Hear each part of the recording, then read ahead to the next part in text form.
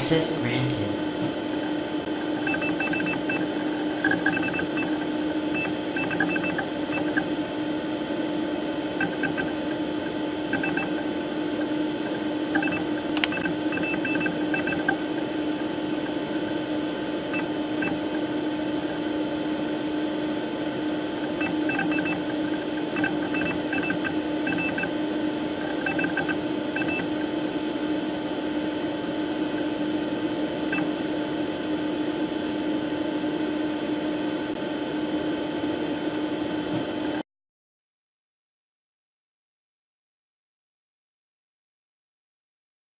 Alright guys, welcome to a new series.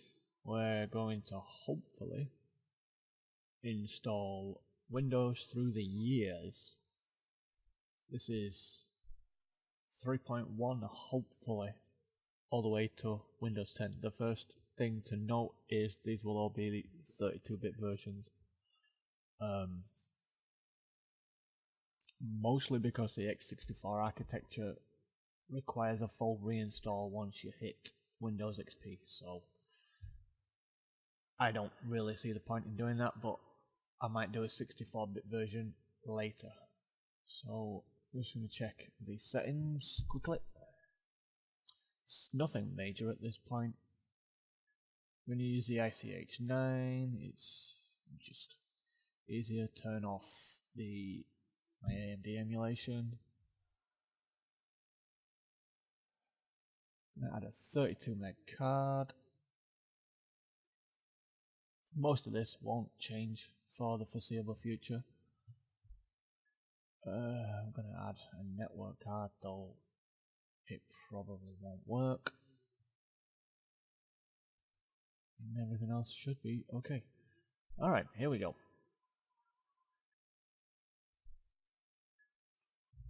So we will allocate and format the disk. At this point, it's set up with a 60 gig virtual drive, but Windows 3.1 will only read the first 2 gig, and I will fix that later.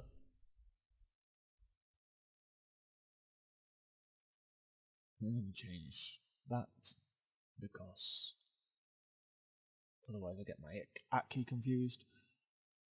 And on we go. So this covers 3.1 and 3.11. I'm gonna do these separate. I did them all originally as one long video, but even just to Windows XP was 9 hours, so I'm gonna break them up. And then these videos can be used independently as well. And now we can install DOS 6.22, which forms the base of Windows 3.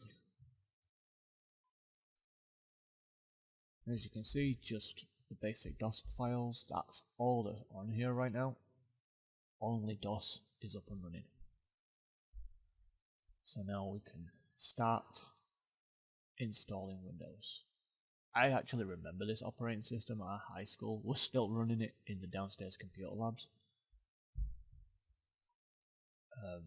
Which was kind of weird for the most part. Like Windows 3 in the downstairs lab, and then our upstairs lab had Windows 98. So that's pretty much where I started in terms of Windows operating systems. Before that was a lot of BBC Basic and Amiga, believe it or not. So yeah. And this goes pretty quick at this point.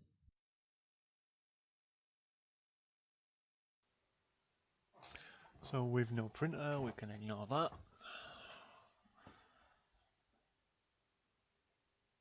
Let MS-DOS editor do that part.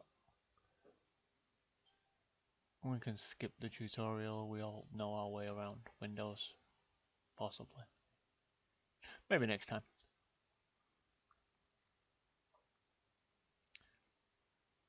Okay, so to launch, we just simply type win here and it loads, and that's the very basic look of Windows 3.1.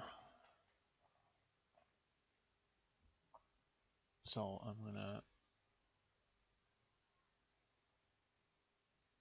not mess around with anything in here because I almost broke it last time. And that for the moment is that. So I'm gonna exit out. I'm gonna clone my virtual machine. The reason being that then if I mess it up, I can just go back an operating system instead of back through the whole thing or process, which, like I said, gets a little bit long in the teeth. So everything in 3.11 stays the same.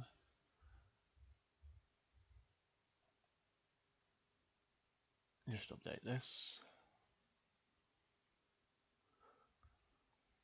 Just so I can keep notes and things on what I've done on which virtual machine for when I come back through later.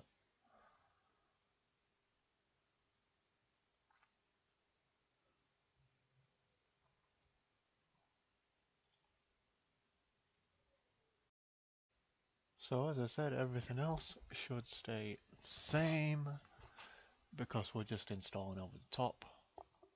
Just an upgrade, really.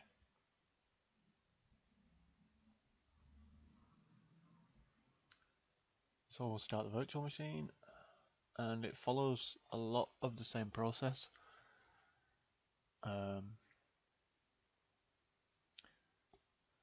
Slip the disk in, go to the A prompt, at least I will in a minute.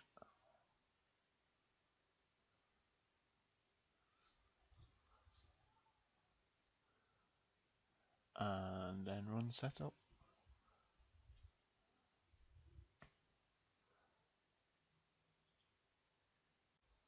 So we keep drive C and Windows because tradition.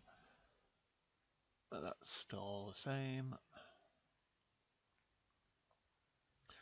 So the first three disks are DOS, and then we're on to the GUI portion. Prizes, if anyone figures out what this part's in relation to, though I highly doubt it. Pretty sure you could put anything in there and it'd go through. So the major changes between 3.1 and 3.11 were mostly updates in the LAN capabilities, the ability to network systems were massive improvements, and a whole host of bug fixes from 3.1 which set Windows on the path. I mean, it can't possibly have been worse than Windows 8, right? So again, this process is pretty quick. But there are not many changes between 3.1 and 3.11 once you have it installed, aside from major stability issues apparently. I don't know, honestly, I've never toyed around with it that long other than when I was at school. And even then it was mostly, do your work, get it done, get it saved. Off to do whatever it was we did back in those days.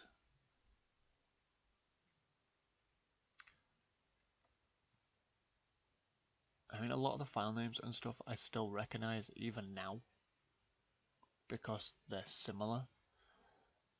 I'm not gonna install the networking components on this because I never quite figured it out. And for these purposes, they're not necessarily needed anyway. And that's that, we reboot. And I am going to install something else here, which is the Oak CD-ROM driver, because we are going to need that soon. Really should have done a directory shot here, but we'll reboot. And as you can see, I messed something up, left the disk in. Okay, reboot. Yeah, non-bootable disks, it don't like it. There you go, the CD-ROM driver is now fired up. Type in win, and the process loads exactly the same as before. Just with NetWare opening. I mean, I feel sorry for network administrators back in these days. It was so complicated. Now it's so much easier with Wi-Fi. It's like cables all around the house to get computers networked at home. It was a nightmare. Now we just send everything over the invisible space, which is kind of cool. So that's pretty much that. I mean, that's Windows 3 and 3.1.